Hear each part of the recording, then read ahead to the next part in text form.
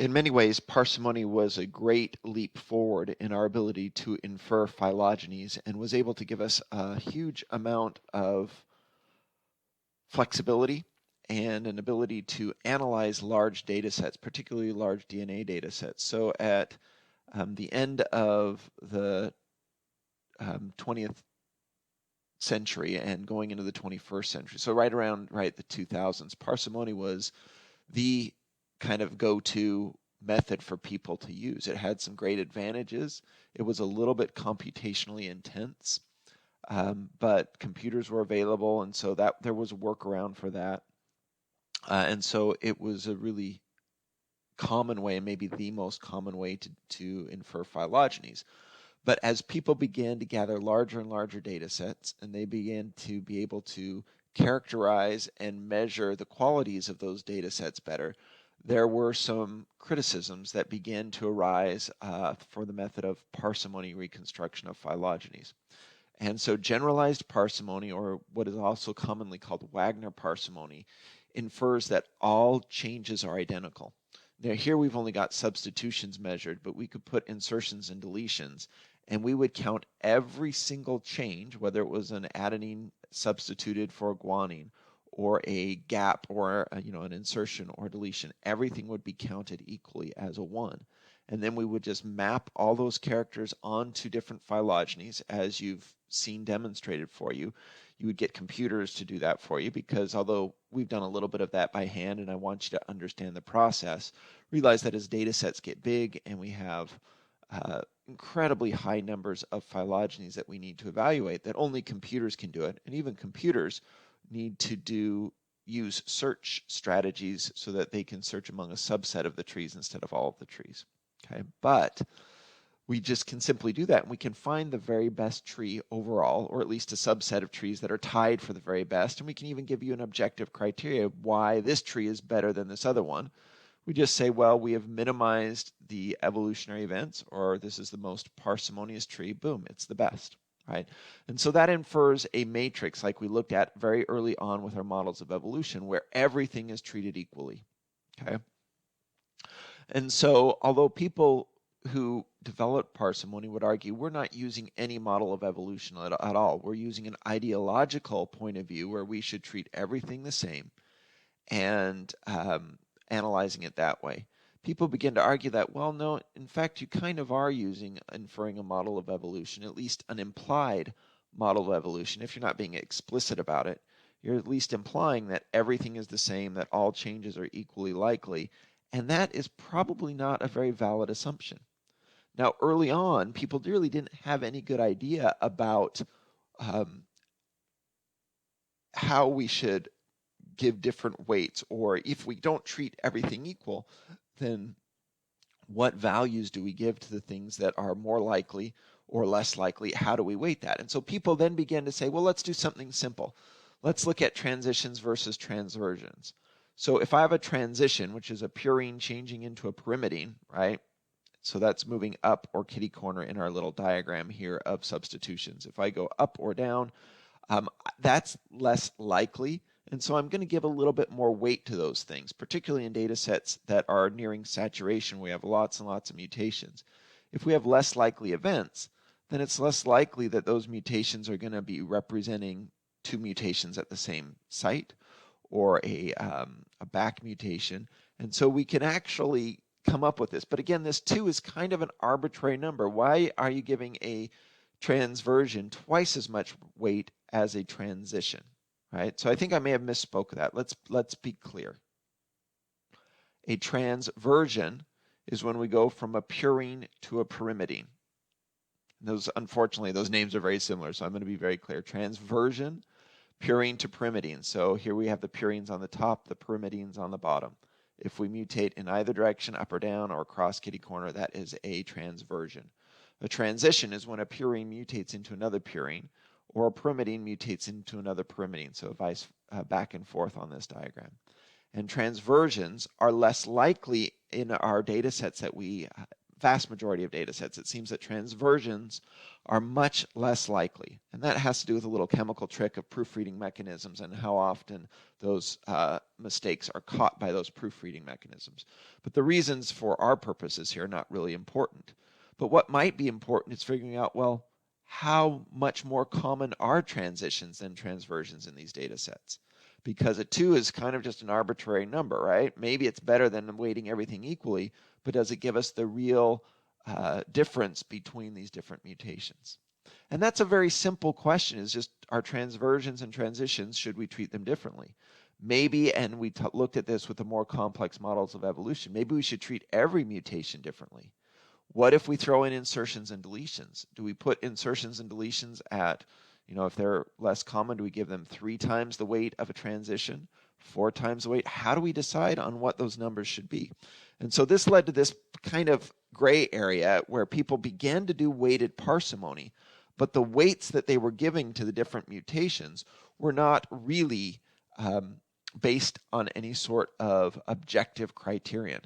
And so it was very hard to defend, why 2 versus 1? Why not 3 versus 1 or 4 versus 1 or 2.5 or anything in between? And so we're kind of in this gray area where, okay, we realize we need to maybe treat some changes in some types of data a little bit differently based on what we're observing in our data sets, but we don't know exactly how to do that. And parsimony does not really make a good framework for implementing an objective set of differences for different types of mutations.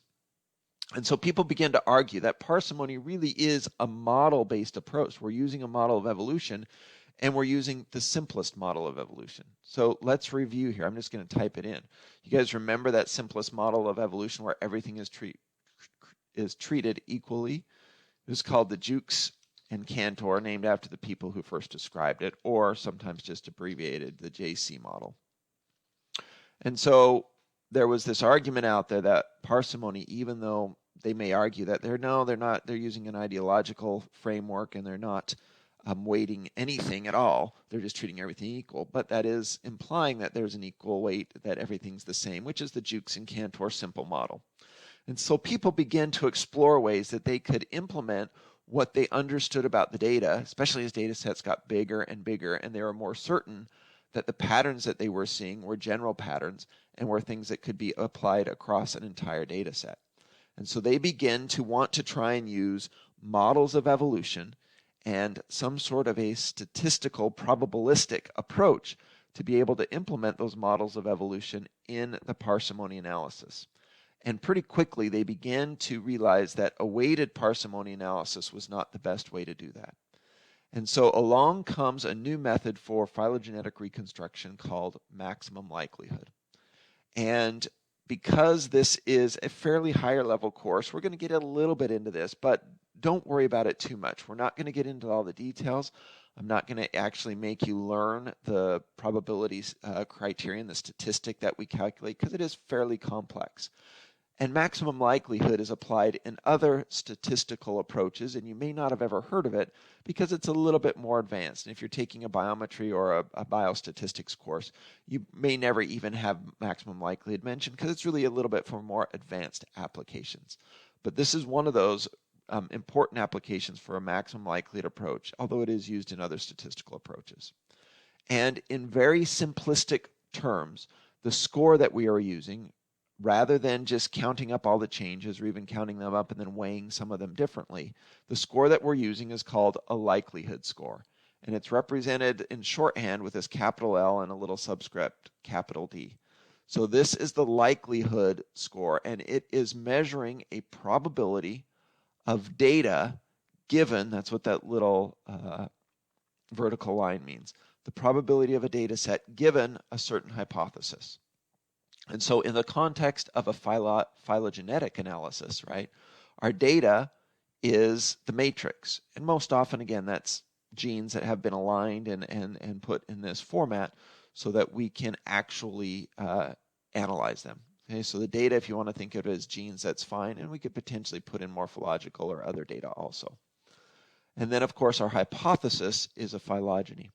So the score is measured, and this might seem a little backwards to some people, but it's measured as how likely is this data set if we have a certain hypothesis.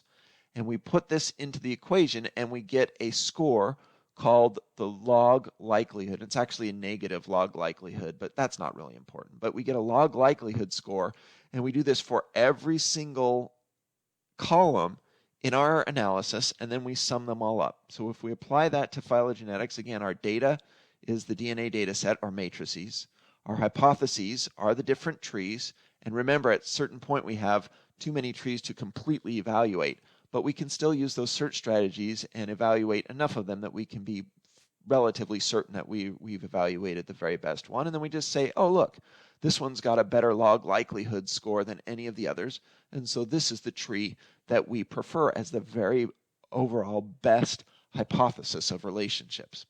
Now, again, the math for this is rather tricky. This is how we would sum it for one site. And the notation here, this math is just basically a visual representation of some sort of an algorithm or a calculation. And I don't want you to memorize this. I don't even know it very well. It's been many, many years since I even looked at it in detail. But just know we can get a score for any one single site. And then we can look at a summation of all these scores. That's what this sigma Greek symbol represents here. We sum the score for every single site over all of them. We have to use a logarithmic score, and we end up with a final overall score for the tree. So I've put these diagrams here, but don't spend any time memorizing them. Just know we can get a log likelihood score for a single site. We can sum it up over all the sites and get a score for the tree. Now, doing this is fairly computationally intense. It takes a little bit more resources for a single site than it does to map a parsimony character, even if that parsimony character is weighted differently. It takes a little bit more.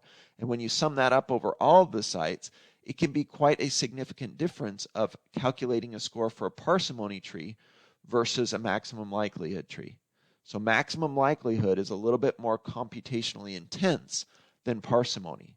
But most people began to realize that it was probably worth it if we can implement a model of evolution, and then we can get a statistical score out of it, an objective score. That's probably worth the trade-off in the extra time and energy it's going to take us to evaluate and get a score for a tree. And so people began to use maximum likelihood, and they began to develop computer programs that could implement these models of evolution.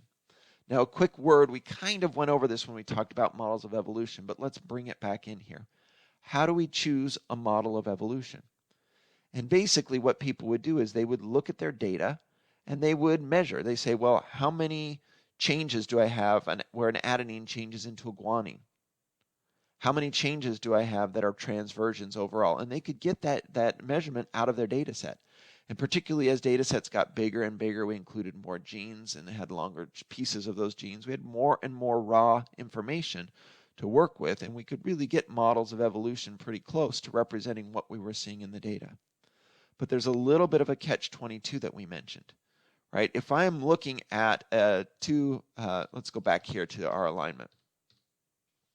And let's say I look at any one site. Let's just pick an easy one like this site here, where 3 of the species have cytosines and 2 of them have an adenine. And I ask myself, okay, does that represent a single change? Well, to know that, I would need to look at a phylogeny. If the Artemia species and the T. castaneum species are closely related to one another, that might represent a single change. But is it a change from an ancestral adenine into a cytosine or vice versa?